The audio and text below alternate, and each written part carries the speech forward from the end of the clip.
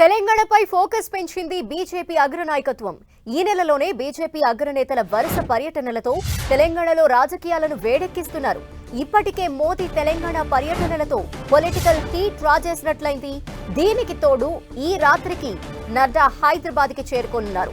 రేపు గట్కేసర్లో పర్యటించనున్నారు. రేపు గట్కేసర్లో బీజేపీ స్టేట్ కౌన్సిల్ మీటింగ్ జరగనుంది. ఈ నెల 10న అమిత్ షా టూర్ కూడా ఉంది. ఈ నెల 10న ఆదిలాబాద్, 27న గద్వాల్లో అమిత్ షా పర్యటనలు ఉండబోతున్నాయి.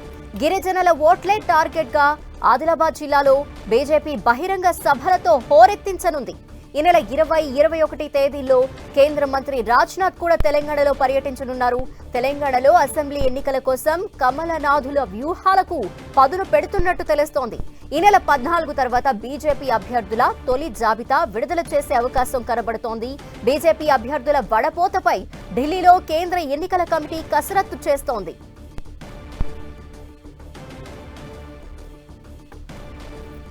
బీజేపీ కేంద్ర నాయకత్వం అంతా కూడా తెలంగాణలో పర్యటనలు కొనసాగబోతున్నాయి. దీనికి సంబంధించిన డీటెయిల్స్ మా ప్రతినిధి అజయ్ అందిస్తారు. అజయ్, ఎవరెవరు రాబోతున్నారు? ఈ నెలంతా కూడా బీజేపీ కార్యాచరణ ఏ విధంగా ఉండబోతోంది తెలంగాణలో? ఎలక్షన్ షెడ్యూల్ విడుదలవుతుందని పెద్ద ఎత్తున వార్తలు వస్తున్నాయి. షెడ్యూల్ విడుదల కాకుండా బీజేపీ నేతల వరుస పర్యటనలు మాత్రం తెలంగాణలో ఉండేలాగా కార్యాచరణ రూపొందిస్తున్నటువంటి పరిస్థితి కనబడుతుంది. ముఖ్యంగా ఈ నెల 10వ తేదీన ఆదిలాబాద్కు అమిత్ షా రానున్నాడు. 27వ తేదీన కూడా ఆయన గద్వాల్లో పర్యటించే విధంగా కొంత టెంటేటివ్గా షెడ్యూల్ అయితే వచ్చినటువంటి పరిస్థితి మనకు కనబడుతుంది. వీరితో పాటు 21 తేదీల్లో రాజ్నాథ్ సింగ్ కూడా తెలంగాణలో పర్యటించేలాగా ప్లాన్ చేస్తున్నటువంటి సందర్భం కనబడుతుంది. వీరికి తోడుగా యోగి ఆదిత్యనాథ్, అదేవిధంగా అస్సాం సీఎం హిమంత్ బిశ్వ శర్మ, వీరితో పాటు కేంద్ర మంత్రులు ఏదైతే ఇంతకుముందు గతంలో వచ్చినటువంటి వారు తిరిగినటువంటి ఏరియాలు ఎవరైతే ఉన్నాయో, ఎవరైతే పార్లమెంట్ ప్రవాస్ యోజన కింద ఇప్పటికే ఒక్కొక్క పార్లమెంట్కు ఒక్కొక్క కేంద్ర మంత్రికి బాధ్యతలు అప్పగించడం జరిగింది. వారంతా కూడా తెలంగాణలో పర్యటించి ఎన్నికల సమయంలో వారి ప్రచారాన్ని హోరెత్తించే విధంగా ప్లాన్ చేసినటువంటి పరిస్థితి. వీరు కాకుండా ఇంకా అదనంగా నిర్మలా సీతారామన్, అదేవిధంగా జేపీ నడ్డా ఇలాంటి సీనియర్ బీజేపీ నేతలంతా కూడా తెలంగాణలో పర్యటించనున్నట్టు బీజేపీ రాష్ట్ర అధ్యక్షుడు కిషన్ రెడ్డి చెబుతున్నటువంటి పరిస్థితి కనబడుతుంది. అయితే రేపు బీజేపీ స్టేట్ కౌన్సిల్ మీటింగ్ జరగబోతుంది. చాలా సంవత్సరాల తర్వాత ఈ స్టేట్ కౌన్సిల్ మీటింగ్ను బీజేపీ నిర్వహిస్తుంది.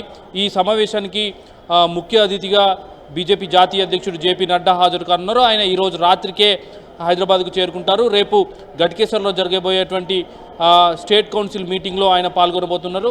దాదాపు 1000 మంది ప్రతినిధులు, ముఖ్యమైనటువంటి నాయకులు మాత్రమే ఈ స్టేట్ కౌన్సిల్ మీటింగ్కు హాజరవుతారు. ఇందులో బీజేపీకి సంబంధించినటువంటి రాష్ట్ర పదాధికారులు, జాతీయ కార్యవర్గ సభ్యులు, అదేవిధంగా రాష్ట్ర కార్యవర్గ సభ్యులు, జిల్లా అధ్యక్షులు, జిల్లా ఇన్ఛార్జీలు, నియోజకవర్గ ఇన్ఛార్జీలు, నియోజకవర్గ ప్రభారీలు, అదేవిధంగా ఇతర రాష్ట్రాల నుండి వచ్చినటువంటి నియోజకవర్గాలకు సంబంధించినటువంటి ఇన్ఛార్జీలు, అదేవిధంగా ఆయా జిల్లాలకు సంబంధించినటువంటి ఇన్ఛార్జీలు, అదేవిధంగా ఎవరైతే టికెట్ ఆశిస్తున్నటువంటి నేతలకు కూడా ప్రత్యేకంగా ఆహ్వానాలు పంపించుతున్నారు. స్పెషల్ ఇన్వైటీస్గా కూడా కొంతమందిని ఈ కార్యక్రమానికి ఆహ్వానించున్నారు. దాదాపు 1000 మంది ప్రతినిధులు రేపు జరగబోయే స్టేట్ కౌన్సిల్ మీటింగ్లో పాల్గొనబోతున్నారు. వీరందరితోటి కూడా బీజేపీకి సంబంధించినటువంటి నేతలు, జాతీయ నేతలు దిశానిర్దేశం చేయనున్నారు. ముఖ్యంగా రేపు కీలకమైనటువంటి తీర్మానాలు, అందులో రాజకీయ తీర్మానాలు కీలకంగా ఉండబోతున్నాయి. ఇది ఎలక్షన్స్ ముందు జరిగేటువంటి స్టేట్ కౌన్సిల్ మీటింగ్ కావడంతో రాజకీయ తీర్మానాలకు ఎక్కువగా ప్రాముఖ్యత ఇవ్వబోతున్నారు. ఇప్పుడున్నటువంటి ఏదైతే బీఆర్ఎస్ అధికారంలో ఉందో, ఇక్కడ చేస్తున్నటువంటి ప్రజా వ్యతిరేక విధానాలకు బుద్ధి చెప్పే విధంగా కేసీఆర్ని ఓడించి బీజేపీకి ఒక అవకాశం ఇవ్వాలనే ఒక రాజకీయ తీర్మానాన్ని చేసే దిశగా అయితే బీజేపీ కసరత్తు చేస్తుందని చెప్పుకోవచ్చు. దానికి సంబంధించినటువంటి ఎజెండాను ఖరారు చేసేందుకు ఈరోజు రాష్ట్ర పదాధికారుల సమావేశం రాష్ట్ర కార్యాలయంలో చేయడం జరిగింది. రాష్ట్ర పదాధికారుల సమావేశం జరిగింది. ఆ తర్వాత క్లస్టర్ల వారీగా ఇప్పటికే బీజేపీకి సంబంధించినటువంటి సంస్థాగతంగా మొత్తం తెలంగాణను 3 క్లస్టర్లుగా విభజించడం జరిగింది. 3 క్లస్టర్లతో సహా విడివిడిగా బిఎల్ సంతోష్, బీజేపీ జాతీయ ప్రధాన కార్యదర్శి సంస్థాగత జాతీయ ప్రధాన కార్యదర్శి విడివిడిగా కూడా సమావేశమయ్యారు. ఆయా ప్రాంతాల్లో ఉన్నటువంటి ఇష్యూస్ ఏముంది, దానికి సంబంధించినటువంటి తీర్మానాలు ఏముందన్న అంశాలపైన కూడా కసరత్తు చేస్తున్నటువంటి సందర్భం కనబడుతుంది.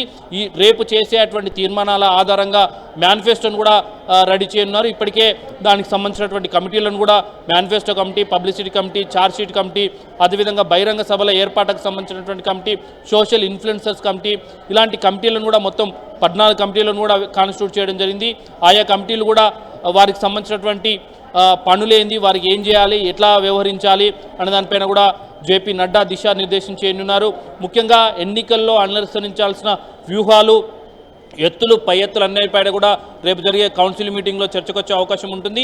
ఆ కౌన్సిల్ మీటింగ్ జరిగిన తర్వాత మరింత లోతుగా ప్రజల్లోకి వెళ్లేందుకు జాతీయ నేతల పర్యటనలు ఉండే విధంగా ప్లాన్ అయితే చేస్తున్నారు.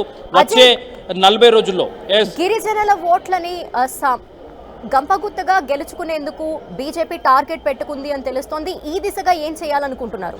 ఖచ్చితంగా ఇప్పుడు మనం చూసుకోవచ్చు. ఇప్పటికే గిరిజన యూనివర్సిటీని ప్రకటించడం జరిగింది. ములుగులో ఈ సమ్మక్క సారలమ్మ పేర్ల మీద గిరిజన యూనివర్సిటీని ప్రకటించడం జరిగింది. అదేవిధంగా రాష్ట్రపతి కూడా గిరిజన మహిళకు సంబంధించినటువంటి మహిళకు సంబంధించినటువంటి ఆమెకు రాష్ట్రపతి ఇచ్చిన నేపథ్యంలో దాన్ని కూడా పెద్ద ఎత్తున ప్రజల్లోకి తీసుకెళ్లడం.